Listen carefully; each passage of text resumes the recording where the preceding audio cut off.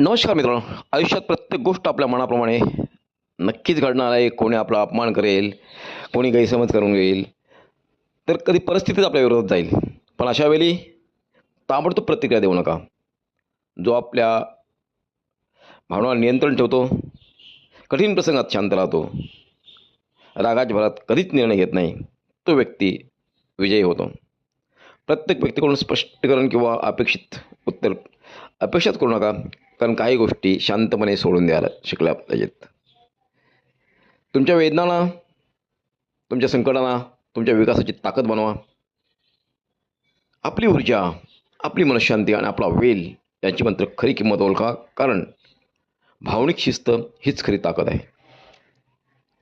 भावनांना आपल्यावर राज्य करू देऊ नका, तर भावनावर आपण राज्य करायचं आहे. म्हणून शांत राहा, संयम ठेवा आणि स्वतःवर विजय मिळवा. लोक काय म्हणतील याचा विचार करू नका. तुम्ही काय बनणार आहात याचा विचार करा. स्वतःचा विजय हाच खरा विजय असतो आणि हीच आयुष्यात सर्वात मोठी जीत असते. गजानन प्रेरणा मंचमध्ये आपलं सर्वांचं स्वागत. विचार बदला, जीवन बदलेल. धन्यवाद.